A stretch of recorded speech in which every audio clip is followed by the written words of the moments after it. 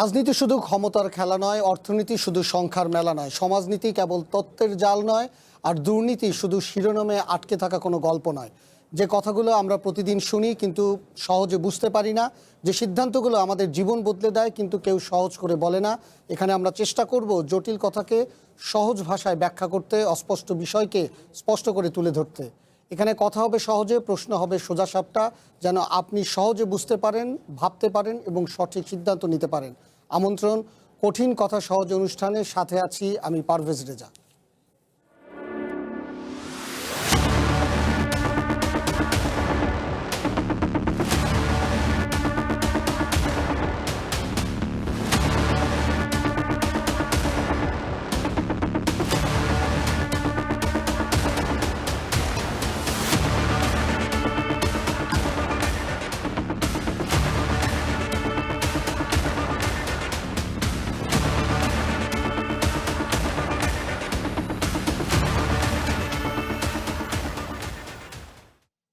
সম্প্রতি একটি বিদেশি সংবাদ মাধ্যমকে দেয়া সাক্ষাৎকারে আগামী ডিসেম্বরে দেশে ফেরার ঘোষণা দিয়েছেন ক্ষমতাচ্যুত প্রধানমন্ত্রী শেখ হাসিনা, যা রাজনীতিতে বড় আলোচনার জন্ম দিয়েছে। শেখ হাসিনার ঘোষণায় আন্তর্জাতিক অপরাধ ট্রাইব্যুনালের প্রসিকিউটর মোহাম্মদ আমিনুল ইসলাম বলেছেন যে তিনি ডিসেম্বরে কেন আসবেন বা জানুয়ারিতে কেন আসবেন, যখনই আসুক না কেন এটা তার ব্যাপার, তিনি তাকে এখনই চাচ্ছেন। অতএব কোনো স্টান্টবাজি যেন শেখ হাসিনা না করেন সেই বিষয়ে তিনি একটি প্রতিক্রিয়া জানিয়েছেন প্রধানমন্ত্রীর উপদেষ্টা রুহুল কবির রিজভীর। তিনি কোড আনকোড বলেছেন যে শেখ হাসিনা দেশে ফিরবেন কি ফিরবেন না বা কি করবেন সেটা তাদের দলীয় সিদ্ধান্তের বিষয়। জামায়াতের আমির বলেছেন কোড আনকোড, তিনি তো বলেছিলেন দেশ ছেড়ে যাবেন না, গেছেন তো, এখন তিনি বলছেন দেশে আসবেন কিন্তু আসবেন না। শেখ হাসিনা দেশে ফিরবেন কি ফিরবেন না তা নিয়ে চলছে নানা জল্পনা। শেখ হাসিনার এই ঘোষণা কি বিশ্বাসযোগ্য, নাকি নেতাকর্মীদের চাঙ্গা রাখতে রাজনৈতিক স্টান্টবাজি? সত্যি কি ফিরলে দেশের রাজনীতিতে কি কোনো প্রভাব পড়বে? সরকারের চ্যালেঞ্জই বা কি? শেখ হাসিনার ফেরা না ফেরার রাজনীতি নিয়ে কথা বলবো আজকের কঠিন কথা সহজে অনুষ্ঠানে। আজ আমাদের স্টুডিওতে আছেন বিএনপি চেয়ারপারসনের উপদেষ্টা ও সাবেক সংসদ সদস্য মোহাম্মদ হারুনুর রশিদ, আছেন জামায়াত নেতা ও সংসদ সদস্য ব্যারিস্টার ডক্টর নাজিব মোমেন, আছেন সাংবাদিক ও কলামিস্ট আনিস আলমগীর। আপনাদের সবাইকে স্বাগত জানাচ্ছি কঠিন কথা সহজ অনুষ্ঠানে। আমি আনিস আলমগীর, আপনাকে দিয়ে আসলে শুরু করতে চাই যে এই যে ঘোষণাটি রয়টার্সে দেয়া একটি সাক্ষাৎকারে বলেছেন এবং তারপরে নানা প্রতিক্রিয়াগুলো এসেছে, আপনি বোধ করি যে অনেকগুলো আপনি দেখেছেন। তো এই প্রতিক্রিয়ার শেষে শেখ হাসিনার এই যে আসার ঘোষণাটা, এটা আসলে কতটা ঘোষণা আর কতটা রাজনৈতিক স্ট্যান্ডবাজি? আমি রাজনৈতিক স্ট্যান্ডবাজি শব্দটা উচ্চারণ করতে চাই না, যেহেতু একটা পলিটিক্যাল পার্টি তারা দিয়েছেন। কারণ শেখ হাসিনার চরিত্র যদি আপনি দেখেন, রাজনীতি যেমন আছে এখানে, তেমনি দেশে ফিরে আসা নজিরও আছে ওনার। ৭৫-এর পরে উনি ফেরত এসেছেন। তারপরে ক্যাটেগর এর আগে যখন মঈনুদ্দিন ফখরুদ্দিনের সময়ও তাকে আসতে নিষেধ করা হয়েছিল, ফিরে এসেছেন। সেই সময়ের প্রেক্ষাপট আর এখনকার প্রেক্ষাপটগুলো মানে বিস্তর ফারাক না? ওটাই বলছি। এখনও উনি বলছেন যে আসবেন, তবে আশাটা কতটা ওনার জন্য মানে হবে, মানে এটা কি বলবো, কমফোর্টেবল হবে, সেটা নির্ভর করছে ডিসেম্বরে বাংলাদেশের রাজনীতি আসলে কোন দিকে মোড় নেয়। আন্তর্জাতিক শক্তিগুলো এখানে যারা জড়িত আছে বা থাকবে, তাদের মনোভাব কি, এবং সরকারের সাথে আসলে শেখ হাসিনার বা আওয়ামী লীগের কোনো সমঝোতা হয়েছে কিনা তার উপরে। কারণ সরকার যদি এখানে না করে তাহলে শেখ হাসিনার আসার তো কোনো সম্ভাবনা আমি দেখি না, এবং এক্সট্রাডিশন ট্রিটির মাধ্যমে ওনাকে ফেরানোর যে চিন্তা, সেটাও তো এখানে কার্যকর হবে আমার মনে হয় না। উনি যদি আসেন তাহলে সেটা কিভাবে আসবেন সেটা কিন্তু বিরাট একটা কোয়েশ্চেন। উনি কি ওই চুক্তির বন্দি বিনিময় চুক্তির অধীনে আসবেন কিনা, বন্দি বিনিময়, কারণ তাকে তো বন্দী হিসাবে তারা দেখছে না, তাহলে উনি কিভাবে আসবেন? উনি তাহলে যে সেটা তো হবে যে ভারত বাংলাদেশের হাতে তাকে তুলে দেবে বন্দী হিসেবে। এখন তো উনি বলছেন যে ওনার যে ন্যারেটিভটা উনি দাঁড় করাচ্ছেন এখানে, ওনাকে আমরা দীর্ঘদিন থেকে বলছি যে ৫ আগস্টের পর থেকে শেখ হাসিনা পালিয়ে গিয়েছেন, এখন বা আইনের ভাষায় এখন উনি পলাতক, যেহেতু উনি আত্মসমর্পণ করেননি। তিনি সেই ন্যারেটিভটা ভেঙে দেওয়ার চেষ্টা করছেন যে উনি পলাতক না। উনি যখন বলেন যে আমি আসব, তখন কিন্তু একটা চ্যালেঞ্জের মধ্যে যায়। ওই রাজনৈতিক আশার ক্ষেত্রে মনে হয় না যে রাজনৈতিক পরিবেশ ওইভাবে তৈরি হলে এবং সেটা তার অনুকূলে পরিবেশ গেলে, কিন্তু ওইটাই সেই বলছি, ডিসেম্বরের মধ্যে ওইটাই বলছি। আওয়ামী লীগের অনুকূলে রাজনীতি চলে যাবে, এখানে একটা ফেরত আসবেন, এখানে এটা একটা কতটা- চ্যালেঞ্জ, এখানে একটা উনি চ্যালেঞ্জ দিচ্ছেন বৃহত্তর পরিসরে। আপনি যেটা প্রথমে জানতে চাচ্ছেন সেটা হলো এটা রাজনৈতিক কর্মসূচি। একটা রাজনৈতিক কর্মসূচি উনি 2 বছর পরে দিয়েছেন।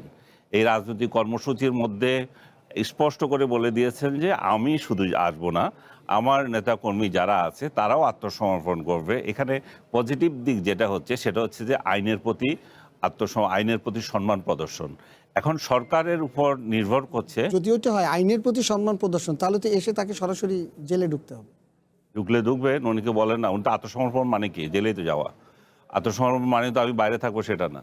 সো উনি যখন এইটা দিচ্ছেন তখন কয়েকটা জিনিস এখানে খুব ইম্পর্ট্যান্ট হয়ে যায়। তখন সরকার কি আইনের শাসন চলতে দেবে কি না তখন, বা তার প্রতি যে জাস্টিস দেওয়ার যথাযথ পাওয়ার সেগুলো কিভাবে কার্যকর করবে রাষ্ট্র, তারপরে নির্ভর করছে ওই সময় রাজনৈতিক পরিস্থিতি কি থাকবে, পোলারাইজেশন কি হয়।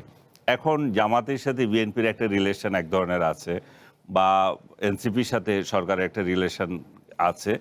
ওই সময় এই পোলারাইজেশন কি আওয়ামী লীগ ভার্সাস এন্টি আওয়ামী লীগ, আবার এন্টি আওয়ামী লীগের স্রোতে তখন বিএনপির ছায়ার নিচে জামাত, এনসিপি, আদার্স আবার এক হয়ে যায় কিনা, এগুলো দেখার বিষয় আছে। আর সবচেয়ে যে বিষয়টা শঙ্কার যে বিষয়টা সেটা হচ্ছে একটা রাজনৈতিক হানাহানির আশঙ্কা।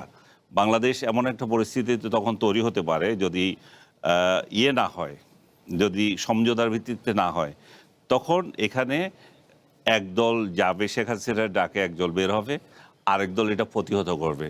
এই দুই দলের যে একটা মানে সম্ভাব্য সংকট, মানে সংঘর্ষ তৈরি হবে, সেটা রাষ্ট্র কতটুকু নিয়ন্ত্রণ করতে পারবে। এই পুলিশ বাহিনী দিয়ে সেটা কি পারা যাবে, বা সেনাবাহিনী আসবে কি না। সো নানা ধরনের তৈরি হয়ে আছে। সবচেয়ে বড় কথা হচ্ছে যে আমরা যে আলাপ করছি এটা নিয়েও আবার একটা রাজনৈতিক গোষ্ঠী বলছে যে তাকে প্রাসঙ্গিক করার জন্য আপনারা আলাপ করছেন। আপনারা এই যে টকশো করবেন, আপনারা টকশোতে সাবজেক্ট এটা রাখবেন, আর এটা নিয়ে আলাপ করতে গেলে তখন বলবেন তাকে প্রাসঙ্গিক করার জন্য আলাপ করা হচ্ছে এবং তাকে তার জন্য ন্যারেটিভ তৈরি করা হচ্ছে। এখন কিভাবে এটা মানে কোশ্চেনগুলো আপনারা কি করবেন আর আমাদের জবাবটা কী হবে আমি জানি না। তাহলে সবাই বলতে হবে যে শেখ হাসিনা আসো, তোমাকে ঠ্যাং ভেঙে দেবো, এই একই সুরে কথা বলতে হবে। সেই সুরে তো আমাদের সাংবাদিক হিসেবে আমার পক্ষে সম্ভব না কথা বলা। আমি সেই সুরে কথা বলতে না, সে কেউ চাচ্ছে। জানতে চাচ্ছি যে এই যে মানে তার আশার এই ঘোষণাটা, কারণ কোনো রাজনৈতিক মানে দৃষ্টিভঙ্গি থেকে বা রাজনৈতিক বাতাবরণ যেটা আছে বর্তমান সিচুয়েশনে, সেখান থেকে তার এই ঘোষণাটা অনেকেই বলছেন যেটা একটা স্ট্যান্ডবাজি, হয়তোবা তিনি নেতাকর্মীদের চাঙ্গা করতে চাচ্ছেন। তিনি বলেছেন, যেটা জামায়াতের আমির বলেছেন, তিনি একসময় ঘোষণা দিয়েছেন শেখ হাসিনা কখনো পালায় না, শেখ হাসিনা বাংলাদেশ কোনোদিন যাবে না, কিন্তু তিনি তো গেছেন। হ্যাঁ, তো তারপরে সেটা যে ব্যাখ্যাই দেয়া হোক না, যেটা বলেছি, এখন এই আশাটার ঘোষণাটাও আমি শুরুতে যেটা বলেছি সেটাই বলছি আপনাকে, অবাস্তবসম্মত কিছু না। ওনার যে চরিত্র, উনি আসতেও পারেন, আবার ওনার বিরুদ্ধে যে ব্লেম দেওয়া হলো উনি এরকম কর্মসূচি দিয়ে নাও আসতে পারেন। দুইটাই সত্য। আমরা তো আর ওনার মাইন্ডসেট কি আমরা সেটা জানি না, কিন্তু বাস্তবতা হচ্ছে যে উনি যদি আসেন, এখানে যে পরিস্থিতিগুলো সৃষ্টি হবে সেগুলো কথা, এবং ওনার যে আশা, এটা একটা বড় ধরনের চ্যালেঞ্জ ওনার তরফ থেকে। আমি পলাতক না, আমি চ্যালেঞ্জ দিচ্ছি যে আমি আসব।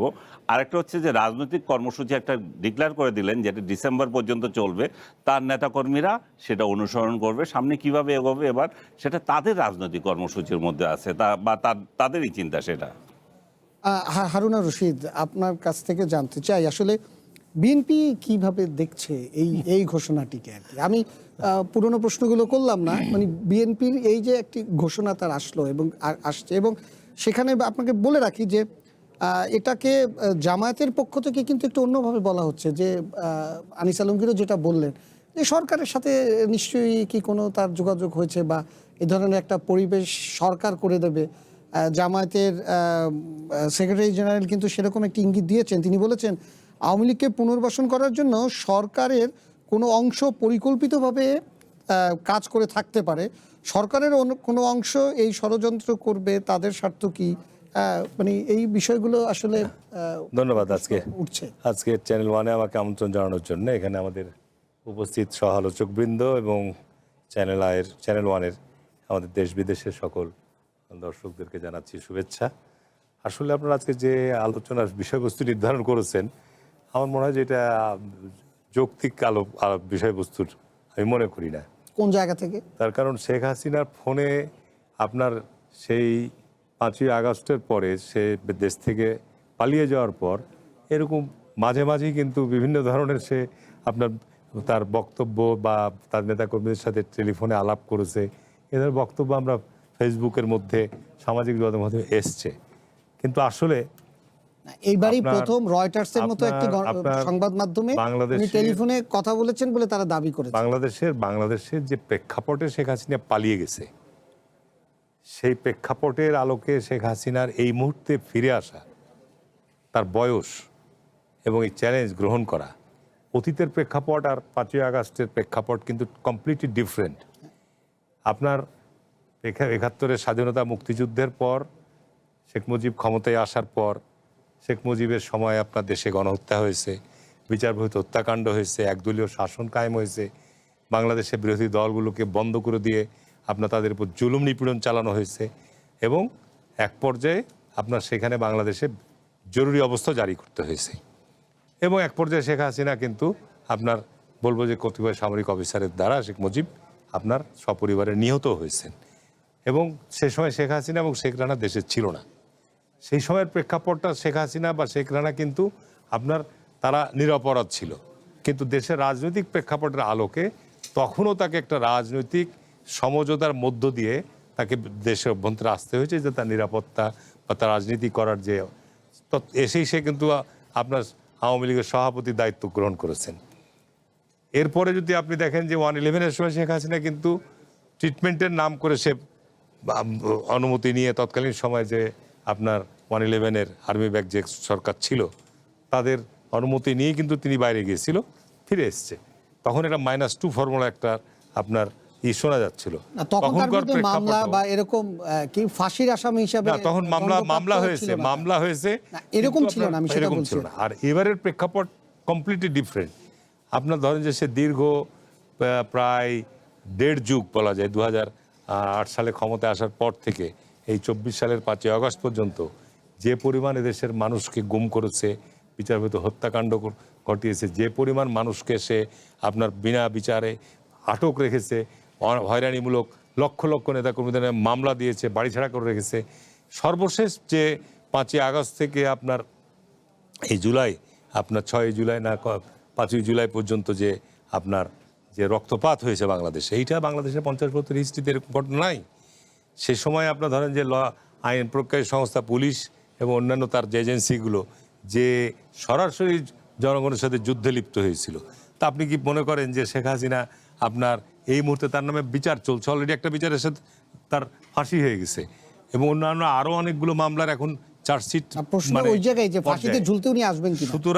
সুতরাং এই মুহূর্তে শেখ হাসিনার তো আপনি চরিত্র বলেছেন আমাদের আনিস ভাই যে উনি কিন্তু এর আগে বলেছিলেন যে আওয়ামী লীগ পালিয়ে যাওয়া দল না, কিন্তু এখানে দলবল সবই পালিয়ে গেছে।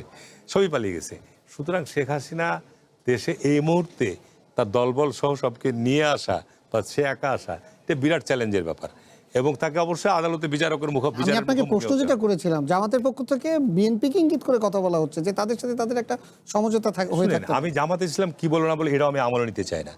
জামাত ইসলামের রাজনীতি না, জামাত ইসলামের কথা আছেন উনি, জামাত ইসলামের কখন কি বলে, কখন কি তাদের কি স্ট্যান্ড, এ সম্পর্কে বলতে গেলে আপনার অনেক সময় লাগবে।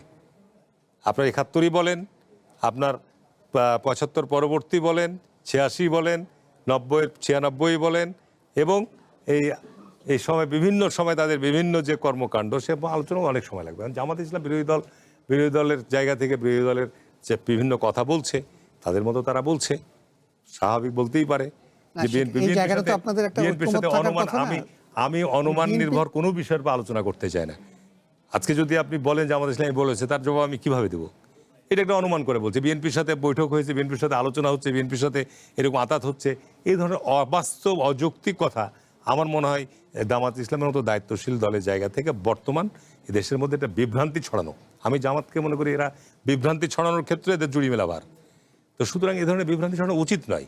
দেশে একটা সংকটময় সময়কে আমরা পার করেছি, এখনো মাঠে সেনাবাহিনী আছে, এখনো মাঠে সেনাবাহিনী আছে, আইন ফোর্স এখনো দেশে বিভিন্ন জায়গায় মব হচ্ছে। তো সুতরাং আপনি এই অবস্থায় আমাদের উচিতটা কি হবে? আমরা যদি নিজেদের মধ্যে এই সমস্ত কথাবার্তা আলোচনা শুরু করি, তাহলে আমি মনে করবো যে তাদের দেশের অভ্যন্তরে তাদের মানে আগমন বা তাদের কর্মকাণ্ড প্রক্রিয়া চালু করার একটা পথ করে দেওয়া হচ্ছে। আমি তো সেটাই মনে করব।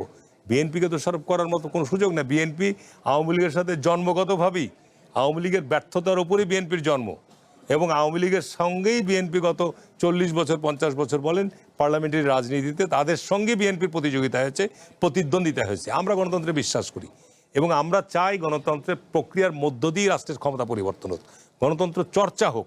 গণতন্ত্র যদি চর্চা বারবার হোঁচট প্রাপ্ত হয়, বাংলাদেশে 50 বছরে বারবার গণতন্ত্র হোঁচট খেয়েছে। আমরা চাই না যে বাংলাদেশে আবার একটা আভ্যন্তরীণ গোলযোগ বিশৃঙ্খলা এটা নিতে পারবে না দেশ। গত 15 বছর পর আবার এই গত 2 বছর একটা শাসন গিয়েছে, আবার যদি আমাদের দেশের অভ্যন্তরে আবার এই ধরনের একটা বিশৃঙ্খলা গোলযোগ এই ধরনের আপনার পরিস্থিতি তৈরি হয়, তাহলে আমাদের দেশের ইকোনমির জন্য বলেন, দেশের মানুষের জীবনযাত্রার জন্য বলেন, কোনো কিছুর জন্য আমরা এগুলো গ্রহণ করতে পারবে না দেশের জনগণ। পরে আপনাকে আমি একটা প্রশ্ন নিয়ে আসবো যে এই কথাটাই আবার অন্যরা অন্যভাবে বলে যে আওয়ামী লীগকে পুরোপুরি মাইনাস করে দিলে সেই গোলযোগটা থেকেই যাবে। না, এখানে একটা বিষয় আমি সেই প্রশ্ন নিয়ে আসবো, আমি পরের ধাপে আপনার কাছে সেই প্রশ্ন নিয়ে আসবো। আমি ব্যারিস্টার নাজিবুর রহমান মোমেন, আমি মানে একেবারেই যে জামাত কেন হঠাৎ করে বিএনপিকে এটার দোষারোপ করছে, মানে জামাত কিন্তু বিএনপির নাম নেয় না। ধন্যবাদ আপনাকে। জামাত না সরকারের কথা বলেছে। আমি যদি কোরআনকে একটু পড়ি, বিবিসিতে দেয় সাক্ষাৎকারটা আমি আপনাকে বলেছেন যে সরকারের একটা অংশ, তাই তো? হ্যাঁ, সরকারের এখানে আমি এক্সপ্লেইন করি আপনাকে, আপনি পুরো প্রশ্নটা আমি নিচ্ছি আপনার। জামাত কেন বলেছে এটার কারণটা আমি বলছি। প্রথমে আপনি যেটা প্রশ্ন করেছেন শেখ হাসিনার যে ঘোষণা, দেখেন এই যে স্ট্যান্ডবাজি, এটার অ্যান্সার দিতে গেলে দুই ধরনের অ্যান্সার দিতে হবে। প্রথমে হলো আইনি একটা অ্যান্সার। আনিস সাহেব বললেন এটা রাজনৈতিক কর্মসূচি, আবার বললেন তারা নাকি আইনের প্রতি সম্মান প্রদর্শন করে, শ্রদ্ধাশীল, এই জন্য আত্মসমর্পণের কথা বলছে। আইনগতভাবে তো আওয়ামী লীগের কোনো রাজনৈতিক কর্মসূচি দেওয়ার এখতিয়ার নাই, তাদের কর্মকাণ্ড নিষিদ্ধ। আইনের প্রতি সম্মান রেখে তারা কিছু করছে, এটা সম্পূর্ণরূপে এটা মানে আমি মনে করি যে এটা সঠিক কথা না। এটা একটা নিষিদ্ধ রাজনৈতিক দল, তাদের সমস্ত কর্মকাণ্ড নিষিদ্ধ। রাজনৈতিক দল হিসেবে নিষিদ্ধ না, কিন্তু তাদের রাজনৈতিক কর্মকাণ্ড নিষিদ্ধ। এখন দেখেন পলিটিক্যাল পার্টি হিসাবেও কিন্তু তাদের এই ধরনের কোনো প্রোগ্রাম দেওয়ার বিষয় নেই। এখন যদি রাজনীতির কথা বলেন, এখানে বলা হয়েছে ডিসেম্বরে আসলে সরকার সামাল দিতে পারবে কিনা, কি কর্মসূচি হবে, মুখোমুখি হবে কিনা। এর আগেও শেখ হাসিনার দেশে ফেরার আছে। হারুন ভাই কিছু বলছেন, 79-80s যে শেখ হাসিনার রিটার্ন, সেটার থেকে এখানে কিন্তু অনেক পার্থক্য রয়েছে। সেই সময় আপনার কতটুকু খেয়াল আছে জানি না, আমারও তো জন্ম হয়েছে 79-এ। সেই প্রেক্ষাপটটা একেবারে এক্স্যাক্টলি সেই সময় আওয়ামী লীগ কিন্তু প্রধান বিরোধী দল হিসেবে সংসদে ছিল, তারা পার্টি হিসেবে এক্সিস্ট করতো। তারপরে পার্টিটা দুই ভাগ হয়ে গেল, দেন মিজান আর ডক্টর বাংলাদেশে এলো এই প্রথম touchless RAK sensation water closet. Kamal, then Sheikh Hasina আসলো, দুইটা গ্রুপকে এক করলো। এইবারে প্রেক্ষাপট সম্পূর্ণরূপে ডিফারেন্ট। রাজনৈতিক যে বিষয়গুলো দেখেন, এখানে একটা বিষয় আমি দেখছি যে ফিয়ার মঙ্গারিং করা হচ্ছে। এক্ষেত্রে প্রকৃত ইস্যুগুলোকে ডাইভার্ট করার চেষ্টা করা হচ্ছে কিনা এখানে বিষয় আছে। আমরা আমাদের প্রতিবেশী দেশের কথা জানি, যেখান থেকে বসে হুঙ্কার দিচ্ছেন শেখ হাসিনা, তাদেরও এখানে একটা ভূমিকা আছে। সে আধিপত্যবাদী ভারতীয় শক্তি, তাদের কি পরিকল্পনা, তারা কিভাবে বাংলাদেশের রাজনীতিতে ভূমিকা রাখবে, আমাদের সরকার কতটুকু দৃঢ়চিত্তে সেটাকে মোকাবেলা করতে পারবে, কতটুকু যেভাবে আমরা শুনেছি বাংলাদেশ ফার্স্ট এবং বাংলাদেশের পররাষ্ট্রনীতির ক্ষেত্রে আমরা শক্ত ভূমিকার কথা শুনেছি, এটা কতটুকু সরকার রাখতে পারবে তার উপর অনেক কিছু নির্ভর করবে। এখানে সরকারের ভূমিকার ব্যাপারে আমরা কেন কথা বলছি, এটা কারণ আছে। আজকের পত্রিকায় দেখেন, আমার দেশের পত্রিকায় এসেছে, এই শেখ হাসিনার বিরুদ্ধে যে রায়টা হয়েছে, এটা কিন্তু দুইটা অংশ। একটা অংশে তার ফাঁসির রায় হয়েছে, আর একটা অংশে তার সম্পত্তি ক্রোকের কথা বলা হয়েছে। এই রায়টা কিন্তু সরকার বাস্তবায়ন করতে পারত। আমরা বারংবারই বলে আসছি, সরকারের ভিতরে ফ্যাসিবাদের যে ভূত, এটা কিন্তু এখনো রয়ে গিয়েছে। সরকার বলতে শুধুমাত্র বিএনপি না, আপনি সম্পত্তি ক্রোকের কথা বলছেন। এক্স্যাক্টলি সম্পত্তি ক্রোকের কথা একেবারে হিসাব দিয়ে দেওয়া হয়েছে আমার দেশে। আজকে দেখবেন যে এই রায়টা কার্যকর করা হয়নি। সরকারের কিন্তু শুধুমাত্র বিএনপি না, সরকারের পার্ট কিন্তু আমলারা, সরকারের পার্ট কিন্তু পুলিশ, সরকারের পার্ট অনেক কিছু। আমরা বারংবার বলে এসেছি যে এই সরকারকে যদি সফলতার মুখ দেখতে হয়, ফ্যাসিবাদকে যদি চূড়ান্তভাবে আমাদেরকে পরাজিত করতে হয়, তাহলে এই ভূতগুলোকে বিতরণ করতে হবে। কিন্তু আমরা দেখছি রাজনৈতিক সদিচ্ছার অভাবই বলেন, অন্য অনেক কিছু আছে যার কারণে এটা হচ্ছে না। এই কারণে আমাদের এই সমস্যাটা। এখন এখানে কোশ্চেন যেটা আরেকটা এসেছে, রাজনৈতিক স্টেবিলিটি। এটা কিন্তু একটা বয়ান তৈরি করার চেষ্টা চলছে যে আওয়ামী লীগকে ফিরিয়ে এনে রাজনৈতিক স্টাবলিশ করতে হবে। আওয়ামী লীগকে ফিরিয়ে আনলে তো এটা রাজনীতি স্টেবিলিটি ফিরে আসবে না, এটা রাজনীতি আরও বেশি ডিস্টেবিলাইজড হবে। কেন হবে? কারণ আওয়ামী লীগ তো শুধুমাত্র কয়েকটা পলিটিক্যাল পার্টিকে তাদের প্রতিপক্ষ বানায়নি। এক্ষেত্রে ছাত্র, শ্রমিক, এমন কোনো অংশ নেই সমাজের যাদেরকে তারা প্রতিপক্ষ বানায়নি, যাদেরকে তারা হত্যা করেনি, যাদের বিপক্ষে তারা হত্যাযোগ্য করার বয়ান তৈরি করেনি। আজকে যদি সেই ফ্যাসিবাদ আবার ফিরে আসে, প্রত্যেকটা সেক্টরের সাথে যুদ্ধ বাঁধবে। সুতরাং বাংলাদেশকে যদি আমরা স্টেবিলাইজ দেখতে চাই, আমাদেরকে ফ্যাসিবাদকে পিছনে ফেলে সামনে এগিয়ে যেতে হবে। সেখানে আমি আওয়ামী লীগের কোনো স্থান দেখি না। আপনি যেটা মনে করছেন যে বিএনপি না, সরকারের মধ্যে কিছু লোকজন আমরা তো সেই কথাই বলছি। এখন বিএনপি আপনি যদি বলেন আমাকে, সরকার যদি বলেন ফেয়ার সেটা উইথ তো- বিএনপির মধ্যে অধিকাংশ আমলা। আমি কথা বলি শেষ করি। বিএনপির মধ্যে অধিকাংশ যারা আছেন তারা গত 16 বছরে নির্যাতিত হয়েছেন। সবচেয়ে বেশি হত্যাকাণ্ড যাদের যে রাজনৈতিক দলের বিরুদ্ধে হয়েছে তারা বিএনপি। মাঠে ময়দানে এবং নেতাকর্মীরা যারা আছেন অধিকাংশই আমি মনে করি তারা রাইট ট্র্যাকেই আছেন। কিন্তু সমস্যা হলো কিছু, এটা তো একটা প্ল্যাটফর্ম, হারুন ভাই অস্বীকার করতে পারবেন না, এটা একটা প্ল্যাটফর্ম। এখানে বিভিন্ন মতের, বিভিন্ন স্বার্থের জন্য লোক আসে। একটা সরকার দল যখন বড় হয়, ক্ষমতায় যায়, এটা হতেই পারে।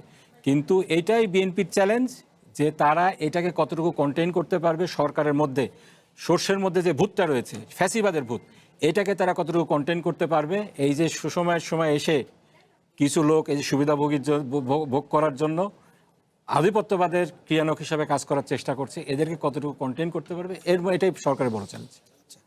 ঠিক আছে, আমরা একটা সময় হলো ছোট বিরতি নেওয়ার, ফিরছি একটু পরেই।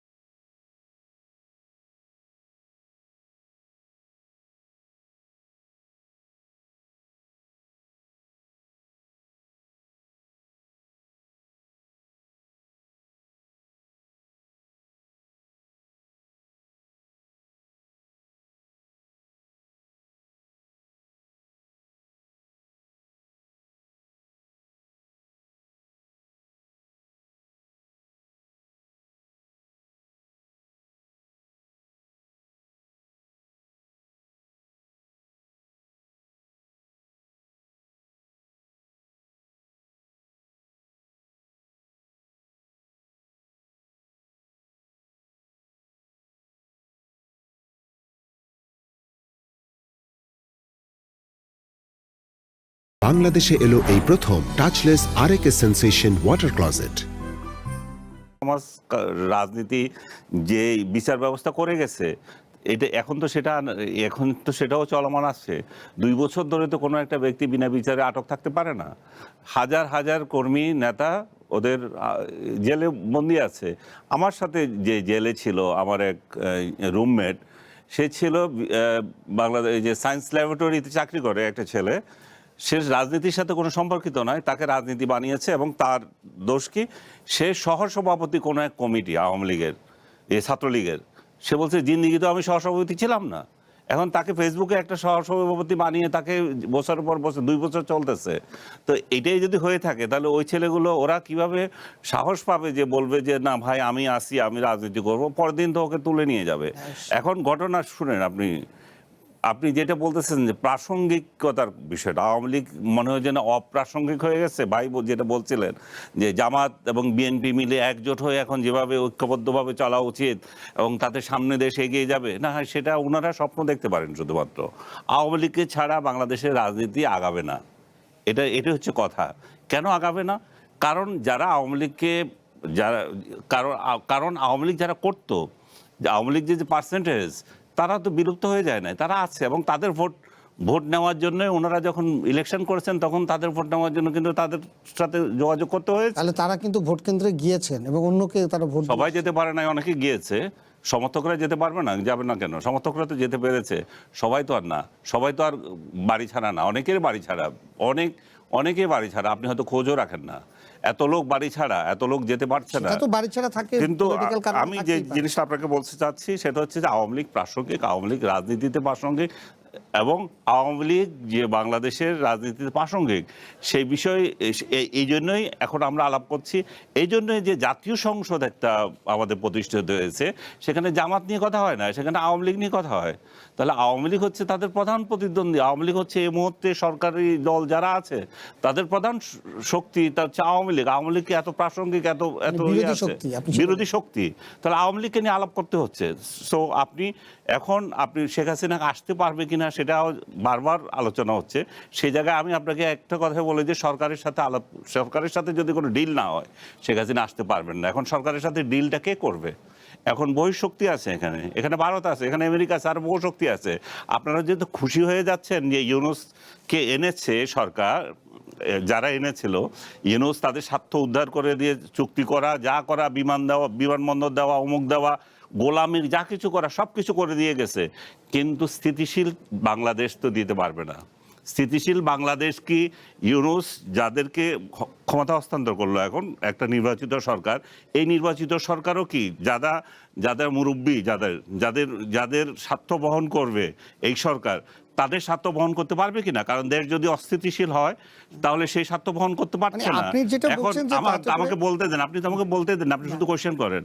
এখন যে অস্থিতিশীল একটা রাজনীতি যদি থাকে, তাহলে আপনি আমাকে ক্ষমতায় বসালেন, মনে করেন বিএনপিকে ক্ষমতায় বসালো, এখন ইউনূসকে বসিয়েছে, ইউনূস যা দেওয়া দিয়ে গেছে।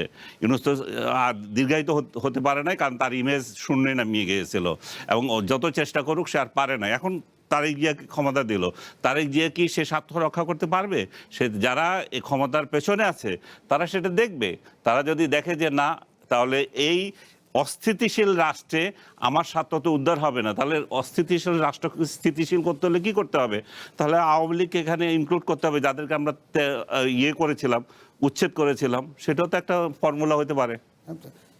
নাজিবুর রহমান, মানে স্থিতিশীলতার কথা বলে যারা দেশ ছেড়ে এভাবে পতিত হয়েছে আর কি, তাদেরকে কতটা প্রাসঙ্গিক বা আনা সম্ভব? যেটা মানে বা আপনারা যেটা বলছেন যে সরকার এবং বিরোধী দল মিলে যেই রাজনীতিটা করছে এখন, সেটিতে বুমেরাং হওয়ার কি কোনো ধরনের আশঙ্কা করেন কিনা আপনারা? না, দেখেন যেটা আনিস সাহেব বললেন এটা তো আসলে মেক সেন্স করে না।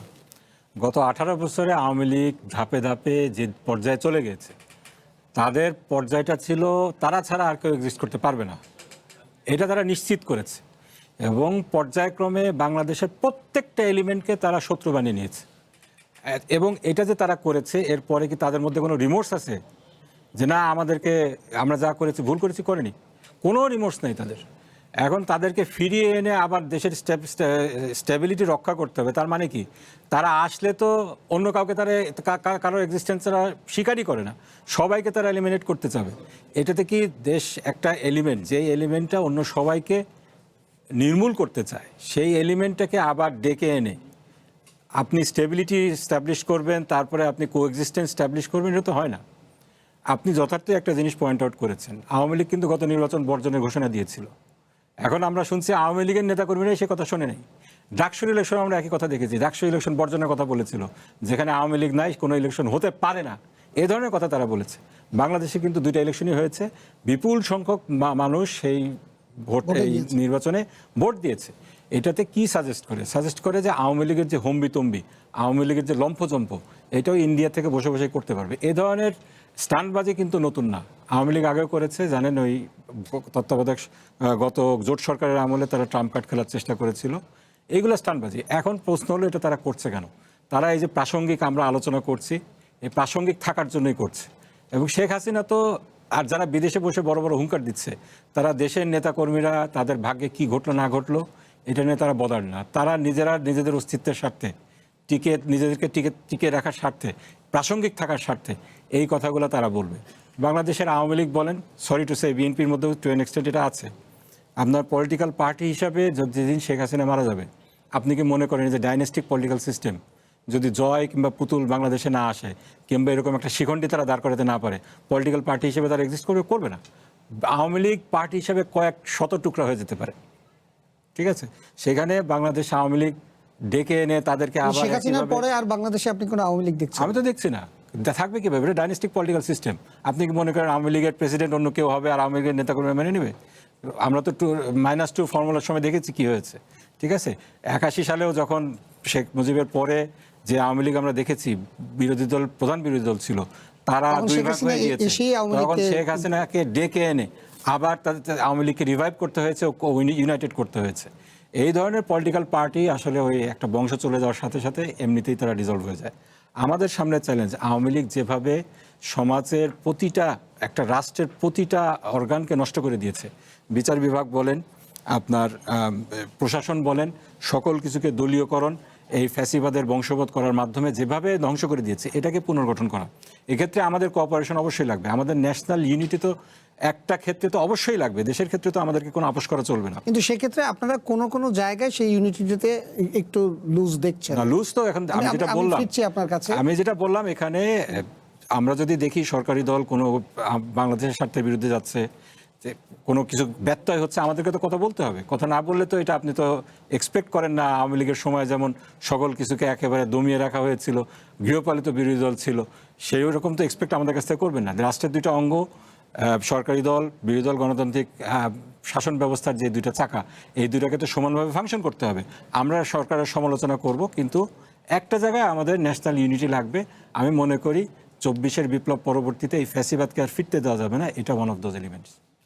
সময় হলো আরও একটি বিরতি নেবার, ফিরছি একটু পরে।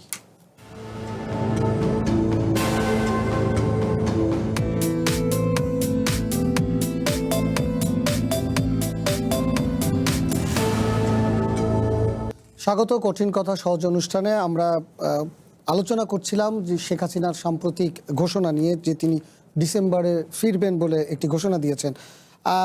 আন্তর্জাতিক মহলের কথা আপনারা তিনজনই নানাভাবে নানা ফরম্যাটে বলেছেন আর কি। এক ধরনের তত্ত্ব অনেকে বলার চেষ্টা করছেন, আরুনা রশিদ, যে ভারত কে থেকে শেখ হাসিনাকে ফেরত আনা, পুশিনের ঘটনা ঘটছে, কিন্তু সেক্ষেত্রে আমরা কোনো আওয়ামী লীগের নেতাকর্মীদের আমরা দেখি নাই যে তাদেরকে এখানে পাঠানো হচ্ছে, মানে তাদেরকে ভারত আশ্রয় প্রশ্রয় দিয়ে রাখছেন। এবং এই সময়ে এই ধরনের একটি ঘোষণাটাও এক ধরনের মানে ভারতের রাজনৈতিক এক ধরনের মেরুকরণ বা তাদের একটা রাজনৈতিক কৌশল হিসাবে চীন সফরের পরে বিএনপি সরকার বা প্রধানমন্ত্রীকে চাপে রাখার জন্য ঘোষণাটা এরকম দেওয়া হলো, তাকে দিয়ে দেওয়ানো হয়েছে। আসলে কথা সহজ, বাস্তবতা খুব কঠিন আপনার। প্রশ্ন কঠিন বলা, মানে প্রশ্ন সহজ বলাটা কঠিন হয়ে যাচ্ছে। বাংলাদেশে আওয়ামী লীগ হচ্ছে সে ভারতের সবচেয়ে বিশ্বস্ত দাস বলেন, বন্ধু বলেন, গোলাম বলেন, সবকিছুই। এখানে দ্বিতীয় কোনো বাংলাদেশের রাজনৈতিক দল নাই, এরকম ভারতের গোলামি করবে। সুতরাং বাংলাদেশে আপনার তাদের স্বার্থে, ভারতের স্বার্থে এখানে আওয়ামী লীগ তাদের জন্য একান্ত প্রয়োজন।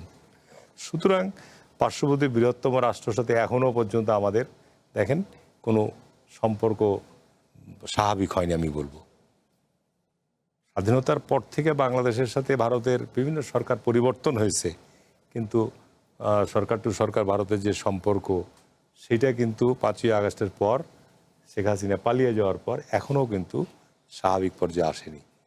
ব্যবসা বাণিজ্যই বলেন, ভিসাতেই বলেন বা বিভিন্ন ক্ষেত্রে। স্বাভাবিকের চেষ্টা তো চলছে, আবার ভিসা উন্মুক্ত করছে না, এটা তো বুঝতে হবে যে আমরা সার্ক ভুক্ত একটা রিজিয়ন এবং সার্ককে শক্তিশালী করা বিএনপির একটা অন্যতম বড় চ্যালেঞ্জ, যে শেখ হাসিনা নষ্ট করে দিয়ে গেছিল। শেখ হাসিনা একমুখা নীতি, ভারত নীতি সে গ্রহণ করেছিল, যে কারণে তখন সার্ক একেবারে অকার্যকর হয়ে গেছিল। বিএনপি চেষ্টা করছে যে এই অঞ্চলের আমাদের সার্কভূত দেশগুলোর মধ্যে একটা সৌহার্দ্য সম্প্রীতি তৈরি করা। আপনি যতই বলেন না কেন যে এখানে ভারতের সাথে একটা স্থিতিশীল সম্পর্ক তৈরি না হলে আমাদের বাংলাদেশে একটা অস্থিতিশীল পরিবেশ বজায় থাকবেই। একটা বৃহত্তম রাষ্ট্র, তাদের সেই জন্য তো প্রায় তারা আওয়ামী 4,500 লীগকে নিয়ে আসতে চায়। সেটাই তো বলছি যে 4,500 কিলোমিটার সীমান্ত এলাকা দেখেন না, যে সরকার চলে যাওয়ার পর শুরু করেছে তারা পুশিন। আমার এলাকায় মনে হয় প্রতিদিনই এরকম ঘটনা ঘটছে। আর বাংলাদেশের জনগণ কিন্তু বিজিবির পাশে একেবারে সিপাহশালার মতো দাঁড়িয়ে আছে, লাঠি লাদনা নিয়ে। মুক্তিযুদ্ধের সেই চিত্র, যে অস্ত্র নাই কিন্তু আমাদের হাতে লাঠি আছে, বাঁশ আছে, এটা নিয়ে আমরা যুদ্ধ করব। এই মেসেজটা কিন্তু ভারত পাচ্ছে। যে সুতরাং ভারতকে বুঝতে হবে যে ভারত যদি আওয়ামী লীগকে তাদের গোলাম বা হিসাবে বাংলাদেশে প্রতিষ্ঠিত করতে চায়, বাংলাদেশের মানুষ পরীক্ষিত এটা বাংলাদেশের মানুষ গ্রহণ করবে না। বাংলাদেশের সঙ্গে ভারতের এটা সৌহার্দ্যপূর্ণ আমাদের সম্পর্ক একান্ত অপরিহার্য। অভিন্ন নদী আছে, সীমান্ত আছে, এই যে প্রতিদিন আমাদের বাংলাদেশে এলো এই প্রথম touchless RAK sensation water closet. সুতরাং অবশ্যই ভারতের সাথে বাংলাদেশের সুসম্পর্ক আপনাকে ব্যবসা বাণিজ্যের ক্ষেত্রেই বলেন, অভিন্ন নদীর সমস্যাগুলো বলেন, আমাদের বিভিন্ন করিডোরগুলো যে সমস্যা আছে, এগুলোর জন্য ভারতের সাথে সুসম্পর্ক স্থাপন আমাদের করতে হবে। অর্থনৈতিক ক্ষেত্রেও আমাদের করতে হবে। উন্নয়নের জন্য এই অঞ্চলের স্থিতিশীলতার জন্যও আপনার এটার প্রয়োজন আছে। কিন্তু ভারত যদি এর শর্ত হিসাবে আপনার আওয়ামী লীগকে জুড়ে দেয়, যে আপনি যেটা বললেন যে এত পুশিন হচ্ছে, কিন্তু এত হাজার হাজার আওয়ামী লীগের লোক ভারতের বিভিন্ন রাজ্যে বসবাস করছে, একজন আওয়ামী লীগের লোককে কিন্তু তারা পুশিন করছে না। তারা কিন্তু এখন কারো পাসপোর্টও নাই, তারা অবৈধভাবেই ভারতে বসবাস করছে, মানে রাজনৈতিক আশ্রয়ই বলবো। তো শুধু ভারত সরকার জানে। সুতরাং এটা আমাদের জন্য, এটা আমাদের জন্য আমার একটা বড় চ্যালেঞ্জ। এখন এটা দেখা যাক সামনে ভবিষ্যৎ কি বলে। তবে এটা নিঃসন্দেহে যেহেতু আলোচনা হচ্ছে, নিঃসন্দেহে চাপ একটা ভারতের দিক থেকে এক ধরনের আশঙ্কা আছে যে তারা এটার মধ্যে একটি বড় প্লেয়ার। আওয়ামী লীগ আমি শেষ করে দিচ্ছি। এখানে আওয়ামী লীগের ধরেন যে বাঘা বাঘা নেতারা যতগুলো, যার সামনে বিগত সময় এমপি চেয়ারম্যান ছিল, সব কিন্তু এখন আত্মগোপনে। তাদের হাতে আছে টাকা, তাদের হাতে আছে অস্ত্র, তাদের হাতে আছে অনেক কিছু। সুতরাং এটা আমাদেরকে খুব শক্তভাবে হ্যান্ডেল করা লাগবে। আনিস ভাই, খুবই মানে সময় খুব বেশি নাই, আমি 2.5 মিনিট। যেটা হলো যে ভারতের এই যে একটি অবস্থান, এটা আপনার আমার সবার কাছেই একেবারেই পরিষ্কার সেই জায়গাটিতে। তো সেই জায়গাটিতে আপনি কয়েকবার আপনার বক্তব্যতে আন্তর্জাতিক মহল, আন্তর্জাতিক সম্পর্ক, এই কথাটা আপনি বেশ কয়েকবার বলেছেন। তো সেই আবার একটা আন্তর্জাতিক বলয়ের এবং একটা কাঠামো, এবং বাইরে থেকে কেউ বলবে ষড়যন্ত্র বা কেউ বলবে তাদের চাওয়া পাওয়ার, সেই খেলার মধ্যে বাংলাদেশ করতে যাচ্ছে। শেখ হাসিনা যদি আসে, ওই আসার কর্মসূচি যদি হয় সত্যিকার অর্থে, তাহলে তো সেটা আন্তর্জাতিক অংশগ্রহণ ছাড়া কোনোভাবে আমি মনে করি না এটা সম্ভব। কারণ হচ্ছে যে উনি আসবেন, উনি কি এখানে পতঙ্গের মতো আগুনে ঝাঁপ দিতে আসবেন নাকি? উনি আসবেন, বলা হচ্ছে যে ওনাকে এয়ারপোর্টে হত্যা করব, এয়ারপোর্টে ধরে নেব, জেলে ঢুকাবো। সো এগুলোর তো যে হুমকি ধামকি এবং তার নেতা কর্মীদের উপরে হয়তো এটা নেমে আসতে পারে, সব কিছু তো উনি বিবেচনা করছেন, তাই না? আমি যে প্রথমে বললাম রাজনৈতিক কর্মসূচি এই জন্য যে দীর্ঘ 2 বছর তারা কিছু করে নাই, এখন একটা টাইম ফ্রেম দিয়ে আমি একটা দেখবো, এটা তাদের রাজনীতি। এটাকে আপনি বলছেন যে এটা স্ট্যান্ডবাজি, আমি ওইটাকে বলি রাজনীতি। ওই রাজনীতি কর্মসূচিতে তারা কি করবে না করবে দেখা যাচ্ছে। তবে ইন্টারন্যাশনাল লবির অংশগ্রহণ ছাড়া সরাসরি যদি বলি আমেরিকা, ভারত, এর অংশগ্রহণ ছাড়া এখানে সম্ভব না। আমি বারবার বলছি ইউনূস দেশটাকে একজনের হাতে, আমেরিকার হাতে তুলে দিয়েছে।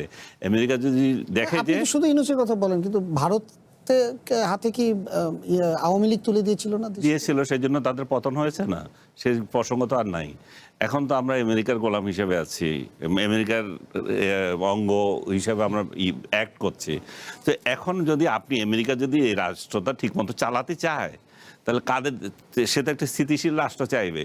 সে তো সহজে তার স্বার্থ যেগুলো আছে সেইগুলো গোলগুলো কিভাবে ইয়ে করবে, যদি বাংলাদেশের একটা বৃহত্তর রাজনৈতিক শক্তি তার এটা বিরোধিতা করে, এবং এই বিরোধিতা করতে করতে এমন এক পর্যায়ে যাবে তার তো কোনো লাভ হবে না। তো সে তো চাইবে যে তার হোক, যে কে ক্ষমতা আছে তার কি আসে যায়, তার লাভ, তার স্বার্থ, তার যে ইন্টারনেশনাল, তার যে ভূ রাজনীতির স্বার্থে বঙ্গোপসাগরকে কেন্দ্র করে যত সব সে পরিকল্পনা করেছিল সেগুলো বাস্তবায়নের জন্য বাংলাদেশকে একটা স্থিতিশীল রাষ্ট্র হিসেবে তারা দেখতে চায়।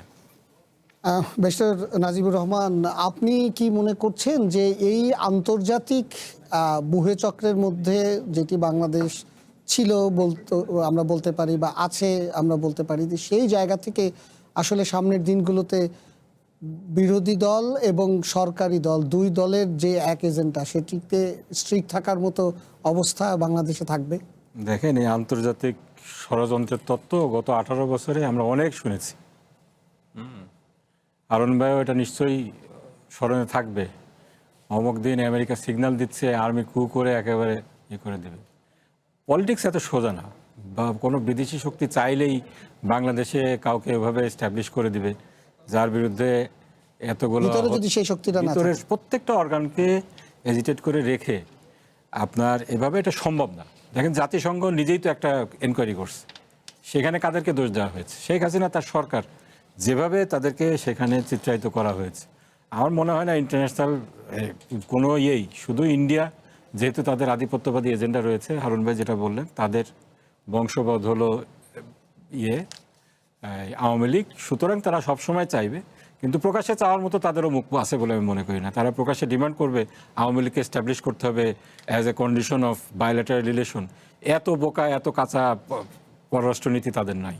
হ্যাঁ, ভিতরে ভিতরে চেষ্টা করবে। এই চেষ্টা কিন্তু আমরা দেখেছি 75 পরবর্তীতে হয়েছে অনেক। সেই চেষ্টাটা চলমান কিনা সেটা আমি বলি, প্রশ্নটা হলো সেই চেষ্টাটা চলমান কিনা। চলমান তো থাকবেই, এটা তো ইন্ডিয়ার স্বার্থে ইন্ডিয়াকে করতে হবে। আপনি দেখেন 75 পরবর্তীতে শান্তি বাহিনীর বাংলাদেশে অন্তর্ঘাতমূলক যে কাজ করেছে, কাদেরিয়া বাহিনী, তাদেরকে দিয়ে এখন যা করছে, আওয়ামী লীগের নেতাকর্মীদেরকে প্রশিক্ষণ দিয়ে, সামরিক প্রশিক্ষণ দিয়ে বাংলাদেশে পাঠানোর চেষ্টা কিন্তু সে সময় হয়েছিল, এখনও হচ্ছে বলে আমরা শুনছি। কিন্তু এইগুলো সবসময় ব্যাকফায়ার করবে। জনগণের বিরুদ্ধে অবস্থান নিয়ে এটা পারবেন না। সেই সময় 81-এ আওয়ামী লীগের যেভাবে রাজনৈতিক পুনর্বাসন হয়েছিল সেটা ভিন্ন প্রেক্ষাপট। বাংলাদেশে এখন সেই প্রেক্ষাপটটা নেই। তবে রাজনীতির শেষ কথা বলে কিছু নাই বলতে পারেন, কিন্তু আপনার এই আওয়ামী লীগের গত 18 বছরের যে কুকীর্তি, আগামী 18 বছরে আমি আওয়ামী লীগের প্রত্যাবর্তনের কোনো দেখি না, আনলেস যদি বাংলাদেশটা ইন্ডিয়ার কলোনি না হয়ে যায়। আমরা বাংলাদেশের স্বার্থে, যারা বাংলাদেশের স্বাধীনতায় বিশ্বাস করি, আমরা আশা করি সেটা ইনশাল্লাহ বাংলাদেশের জনগণই হতে দেবে না।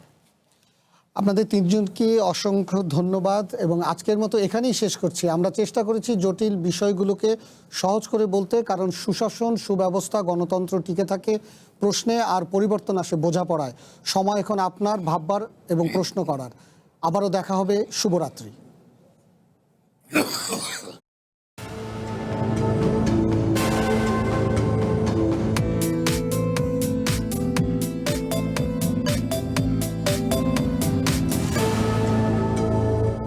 লাঠি লাদনা নিয়ে মুক্তিযুদ্ধের সেই চিত্র, যে অস্ত্র নাই কিন্তু আমাদের হাতে লাঠি আছে, বাঁশ আছে, এটা নিয়ে আমরা যুদ্ধ করব। এই মেসেজটা কিন্তু ভারত পাচ্ছে, যে সুতরাং ভারতকে বুঝতে হবে যে ভারত যদি আওয়ামী লীগকে তাদের গোলাম বা হিসাবে বাংলাদেশে প্রতিষ্ঠিত করতে চায়, বাংলাদেশের মানুষ পরীক্ষিত, এটা বাংলাদেশের মানুষ গ্রহণ করবে না। বাংলাদেশের সঙ্গে ভারতের এটা সৌহার্দ্যপূর্ণ আমাদের সম্পর্ক একান্ত অপরিহার্য। অভিন্ন নদী আছে, সীমান্ত আছে, এই যে প্রতিদিন আমাদের বাংলাদেশে এলো এই প্রথম touchless RAK sensation water closet. সুতরাং অবশ্যই ভারতের সাথে বাংলাদেশের সুসম্পর্ক, আপনাকে ব্যবসা বাণিজ্যের ক্ষেত্রেই বলেন, অভিন্ন নদীর সমস্যাগুলো বলেন, আমাদের বিভিন্ন করিডোরগুলো যে সমস্যা আছে, এগুলোর জন্য ভারতের সাথে সুসম্পর্ক স্থাপন আমাদের করতে হবে। অর্থনৈতিক ক্ষেত্রেও আমাদের করতে হবে। উন্নয়নের জন্য, এই অঞ্চলের স্থিতিশীলতার জন্যও আপনার এটার প্রয়োজন আছে। কিন্তু ভারত যদি এর শর্ত হিসাবে আপনার আওয়ামী লীগকে জুড়ে দেয়, যে আপনি যেটা বললেন যে এত পুশিন হচ্ছে, কিন্তু এত হাজার হাজার আওয়ামী লীগের লোক ভারতের বিভিন্ন রাজ্যে বসবাস করছে, একজন আওয়ামী লীগের লোককে কিন্তু তারা পুশিন করছে না। তারা কিন্তু এখন কারোর পাসপোর্টও নাই, তারা অবৈধভাবেই ভারতে বসবাস করছে, মানে রাজনৈতিক আশ্রয়ই বলবো। তো শুধু ভারত সরকার জানে। সুতরাং এটা আমাদের জন্য, সময় নেই আর। এটা আমাদের জন্য আমার মনে হয় একটা বড় চ্যালেঞ্জ। এখন এটা দেখা যাক সামনে ভবিষ্যৎ কি বলে। তবে এটা নিঃসন্দেহে যেহেতু আলোচনা হচ্ছে, নিঃসন্দেহে এগুলো নিয়ে চাপ একটা আপনার মানে কথা হচ্ছে ভারতের দিক যে থেকে আপনার এক ধরনের এখানে আশঙ্কা আছে যে তারা বিশ্বাসযোগ্যতা, এটার মধ্যে একটি বড় কিন্তু প্লেয়ার। আওয়ামী লীগ আমি শেষ করে দিচ্ছি। এখানে আওয়ামী লীগের ধরেন যে বাঘা বাঘা নেতারা যতগুলো, যার সামনে বিগত সময় এমপি চেয়ারম্যান ছিল, সব কিন্তু এখন আত্মগোপনে।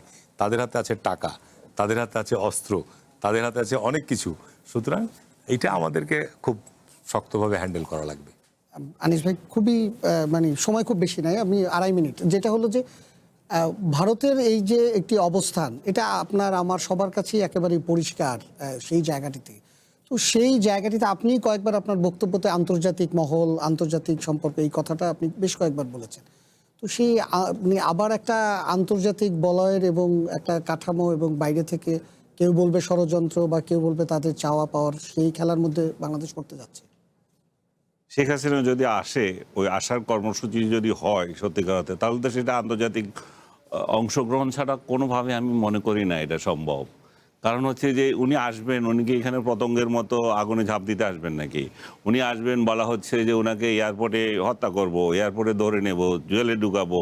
সো এগুলোর তো যে হুমকি ধামকি, এবং তার নেতা কর্মীদের উপরে হয়তো এটা নেমে আসতে পারে, সব কিছু তো উনি বিবেচনা করছেন, তাই না? আমি যে প্রথমে বললাম রাজনৈতিক কর্মসূচি এই জন্য যে দীর্ঘ 2 বছর তারা কিছু করে নাই। এখন একটা টাইম ফ্রেম দিয়ে আমি একটা দেখবো, এটা তাদের রাজনীতি। এটাকে আপনি বলছেন যে এটা স্ট্যান্ডবাজি, আমি ওইটাকে বলি রাজনীতি। ওই রাজনীতি কর্মসূচিতে তারা কি করবে না করবে দেখা যাচ্ছে। তবে ইন্টারন্যাশনাল লবির অংশগ্রহণ ছাড়া, সরাসরি যদি বলি আমেরিকা ভারত এর অংশগ্রহণ ছাড়া এখানে সম্ভব না। আমি বারবার বলছি, ইউনূস দেশটাকে একজনের হাতে, আমেরিকার হাতে তুলে দিয়েছে। আমেরিকা যদি দেখে আপনি যে তো শুধু ইউনূসের কথা বলেন, কিন্তু ভারতে হাতে কি আওয়ামী লীগ তুলে দিয়েছিল না? দিয়েছিল, সেই জন্য তাদের পতন হয়েছে না, সেই প্রসঙ্গ তো আর নাই। এখন তো আমরা আমেরিকার গোলাম হিসেবে আছি, আমেরিকার অঙ্গ হিসেবে আমরা অ্যাক্ট করছি। তো এখন যদি আমেরিকা যদি এই রাষ্ট্রটা ঠিকমতো চালাতে চায়, তাহলে সে তো একটা স্থিতিশীল রাষ্ট্র চাইবে। সে তো সহজে তার স্বার্থ যেগুলো আছে সেইগুলো গোলগুলো কিভাবে করবে, যদি বাংলাদেশের একটা বৃহত্তর রাজনৈতিক শক্তি তার এটা বিরোধিতা করে, এবং এই বিরোধিতা করতে করতে এমন এক পর্যায়ে যাবে তার তো কোনো লাভ হবে না। তো সে তো চাইবে যে তার হোক, যে কে ক্ষমতা আছে তার কি আসে যায়, তার লাভ, তার স্বার্থ, তার যে ইন্টারন্যাশনাল, তার যে ভূ রাজনীতির স্বার্থে বঙ্গোপসাগরকে কেন্দ্র করে যত সব সে পরিকল্পনা করেছিল, সেগুলো বাস্তবায়নের জন্য বাংলাদেশকে একটা স্থিতিশীল রাষ্ট্র হিসেবে তারা দেখতে চায়। ব্যারিস্টার নাজিবুর রহমান, আপনি কি মনে করছেন যে এই আন্তর্জাতিক বুহে চক্রের মধ্যে যেটি বাংলাদেশ ছিল আমরা বলতে পারি, বা আছে আমরা বলতে পারি, যে সেই জায়গা থেকে আসলে সামনের দিনগুলোতে বিরোধী দল এবং সরকারি দল, দুই দলের যে এক এজেন্ডা, সেটিতে স্ট্রিক্ট থাকার মতো অবস্থা বাংলাদেশে থাকবে? দেখেন, এই আন্তর্জাতিক ষড়যন্ত্রের তত্ত্ব গত 18 বছরে আমরা অনেক শুনেছি। হারুন ভাইও এটা নিশ্চয়ই স্মরণে থাকবে। অমুক দিন আমেরিকা সিগন্যাল দিচ্ছে, আর্মি কু করে একেবারে করে দেবে। পলিটিক্স এত সোজা না, বা কোনো বিদেশি শক্তি চাইলেই বাংলাদেশে কাউকে এভাবে এস্টাবলিশ করে দিবে, যার বিরুদ্ধে এতগুলো যদি সেই শক্তিটা না ভিতরের প্রত্যেকটা অর্গানকে এজিটেট করে রেখে আপনার এভাবে এটা সম্ভব না। দেখেন, জাতিসংঘ নিজেই তো একটা এনকোয়ারি করছে, সেখানে কাদেরকে দোষ দেওয়া হয়েছে? শেখ হাসিনা তার সরকার, যেভাবে তাদেরকে সেখানে চিত্রায়িত করা হয়েছে। আমার মনে হয় না ইন্টারন্যাশনাল কোনো শুধু ইন্ডিয়া, যেহেতু তাদের আধিপত্যবাদী এজেন্ডা রয়েছে, হারুন ভাই যেটা বললেন, তাদের বংশবদ্ধ হলো আওয়ামী লীগ, সুতরাং তারা সবসময় চাইবে, কিন্তু প্রকাশ্যে চাওয়ার মতো তাদেরও মুখ আছে বলে আমি মনে করি না। তারা প্রকাশ্যে ডিমান্ড করবে আওয়ামী লীগকে এস্টাবলিশ করতে হবে as a condition of bilateral relation. এত বোকা, এত কাঁচা পররাষ্ট্রনীতি তাদের নাই। হ্যাঁ, ভিতরে ভিতরে চেষ্টা করবে। এই চেষ্টা কিন্তু আমরা দেখেছি 75 পরবর্তীতে হয়েছে অনেক। সেই চেষ্টাটা আপনি দেখেন, চলমান হ্যাঁ, কিনা, সেটা আমি বলি, প্রশ্নটা হলো সেই চেষ্টাটা চলমান কিনা। চলমান তো থাকবেই, এটা তো ইন্ডিয়ার স্বার্থে ইন্ডিয়াকে করতে হবে। আপনি দেখেন 75 পরবর্তীতে শান্তি বাহিনীর বাংলাদেশে অন্তর্ঘাতমূলক যে কাজ করেছে, কাদেরিয়া বাহিনী, তাদেরকে দিয়ে এখন যা করছে, আওয়ামী লীগের নেতাকর্মীদেরকে প্রশিক্ষণ দিয়ে, সামরিক প্রশিক্ষণ দিয়ে বাংলাদেশে পাঠানোর চেষ্টা কিন্তু সে সময় হয়েছিল, এখনও হচ্ছে বলে আমরা শুনছি। কিন্তু এইগুলো সবসময় ব্যাকফায়ার করবে। জনগণের বিরুদ্ধে অবস্থান নিয়ে এটা পারবেন না। সেই সময় 81-এ আওয়ামী লীগের যেভাবে রাজনৈতিক পুনর্বাসন হয়েছিল সেটা ভিন্ন প্রেক্ষাপট। বাংলাদেশে এখন সেই প্রেক্ষাপটটা নেই।